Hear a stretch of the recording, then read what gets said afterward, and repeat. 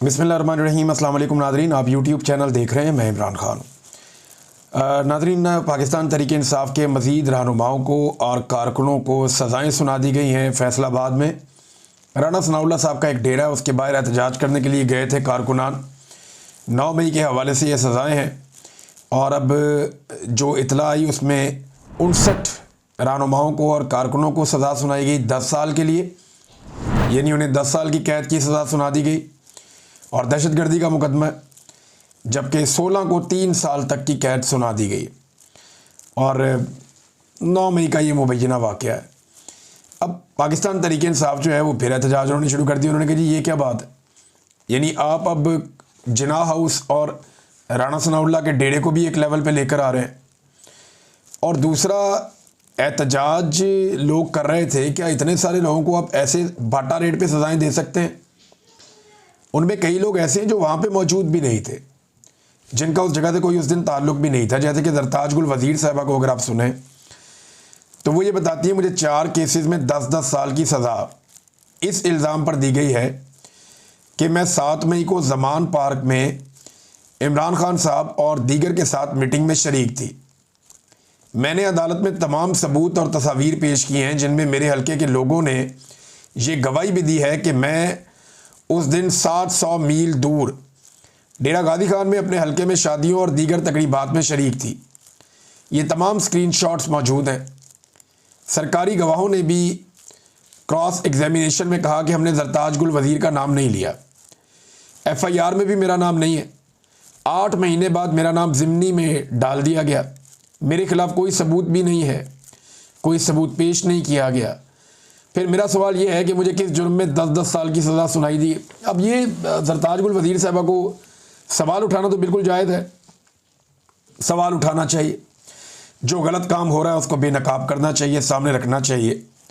लेकिन बात बड़ी सादा है कि इमरान खान को किस बात की सज़ाएँ हो रही हैं, इमरान खान के ख़ानदान के लोग जेलों में क्यों हैं, इमरान खान की बीवी जेल में क्यों है, और बहुत सारे सहाफ़ी, बहुत सारे जो है वो आपके इवन शायर को भी, जो एक्टिविस्ट हैं उन्हें भी, इन्हें बार बार क्यों गिरफ़्तार किया जाता है, सब क्यों ज़ेरे अताब है, लोगों को जबरी तौर पे लापता क्यों किया जा रहा है? वो बेगुनाह लोग हैं। वजह सिर्फ ये है कि इस वक्त मिलिट्री इस्टेब्लिशमेंट ये सोच रही है कि उन्होंने इमरान खान को और पाकिस्तान तहरीक इंसाफ को मुकम्मल तौर पर तबाह करना है, और जो भी अपना मौक़िफ़ नहीं बदलेगा या तहरीक इंसाफ के साथ खड़ा होगा उसको उसकी कीमत अदा करनी पड़ेगी। तो ज़रताज गुल वज़ीर साहब और बाकी लोग इसी की कीमत अदा कर रहे हैं। बहरहाल यहाँ पे फवाद चौधरी साहब और एक ज़ैन कुरैशी साहब हैं, इनसे में तो और कुछ और लोग भी हैं, कारकुन भी हैं, अब वो बरी भी हो गए इन केसों से, लेकिन ज़्यादातर लोगों को यहाँ पे सज़ा हो गई है और 10-10 साल की सज़ा सुनाई गई है। तहरीक इंसाफ ने इसकी मजम्मत की है और बड़ा रोला उन्होंने डाला है। 3 लोग नाज़रीन पाकिस्तान में ऐसे हैं जो ज़्यादा ज़ोर देते हैं इस बात पे कि इमरान खान साहब के जो सोशल मीडिया के अकाउंट्स हैं वो पाकिस्तान में आने चाहिए और पाकिस्तान से उनकी हैंडलिंग होनी चाहिए और तहरीक इंसाफ उनको हैंडल करे। अच्छा, इनमें एक शेर अफजल मरवत साहब हैं, उनका ये मानना है कि जो सोशल मीडिया की इमरान खान साहब की टीम है वो ठीक नहीं है, ये अकाउंट्स यहाँ आने चाहिए। यही बात जो है वो फवाद चौधरी साहब भी मानते हैं और अंसार अब्बासी साहब भी इस बात पे जोर देते हैं बार बार कि ये इधर पाकिस्तान में लाया जाए। इंटरेस्टिंग बात यह है कि सुहेल वड़ाइच साहब के बाद अब अंसार अब्बासी साहब ने भी इमरान खान साहब के हक़ में एक ताज़ा गवाही दे दी है।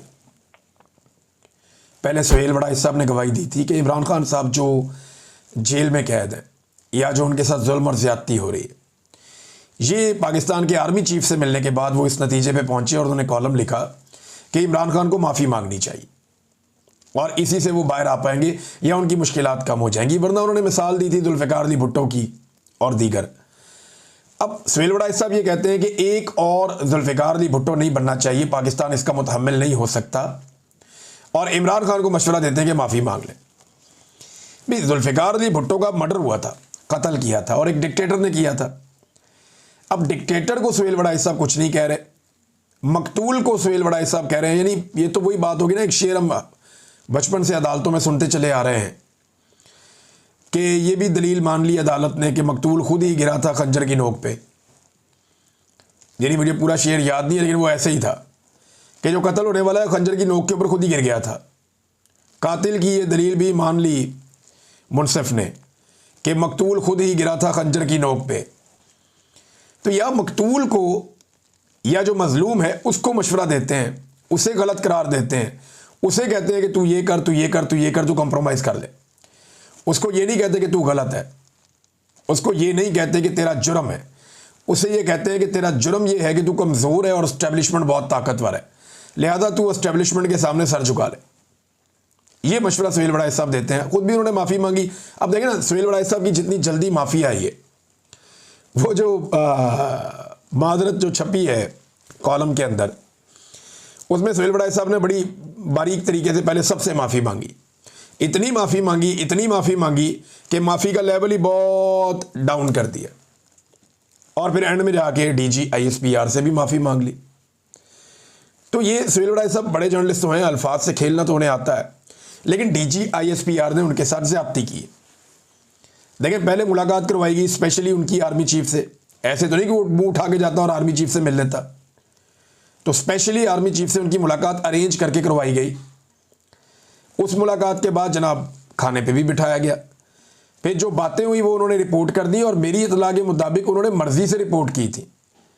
बाद में उनका जो इम्पैक्ट आया उसकी वजह से एक रद्द-ए-अमल आ गया, और रद्द-ए-अमल में अब एक सीनियर सहाफ़ी को, जिसको इस्तेमाल किया गया, जिसको बताया गया, बुलवाया गया, उसे कहा जा रहा है जी वो मफाद परस्त है और वो अपने ज़ाती फ़ायदे के लिए मन घड़त कहानी सुना रहा है, झूठ बोल रहा है।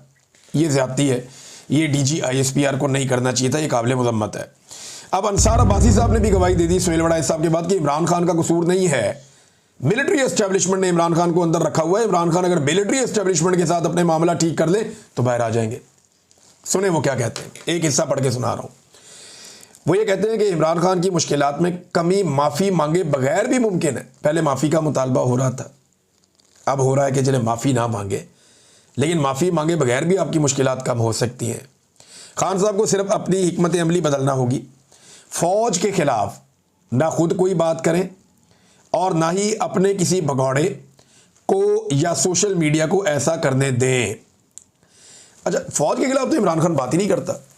इमरान खान तो कहता है फ़ौज भी मेरी, मुल्क भी मेरा। फ़ौज के ख़िलाफ़ बात नहीं करता। इमरान खान जनरल आसिम मुनीर के ख़िलाफ़ बात करता है, क्योंकि इमरान खान को ये लगता है कि इमरान खान की तमाम मसाइल के लिए ज़िम्मेदार इस वक्त जनरल आसिम मुनीर है। इमरान खान को लगता है कि वो अपने हलफ से खिलाफ वर्जी करके मुल्क के अंदर अपना लॉ चला रहे हैं और अपने फ़ायदे के लिए अपने इदारे को इस्तेमाल कर रहे हैं, जिससे इदारे को बदनामी भी हो रही है। ये इमरान खान साहब को लगता है। अब इसमें जो है वो अब्बासी साहब ने वही बारीक काम किया जो हमेशा से होता आ रहा है कि जनाब अगर आप आर्मी चीफ की गलती की निशानदेही करेंगे, या अगर आप ये कहेंगे, मुशर्रफ भी यही करता था। मुशर्रफ जो भी करता था वो फ़ौज के खाते में डाल देता था कि जी हम तो फ़ौज हैं।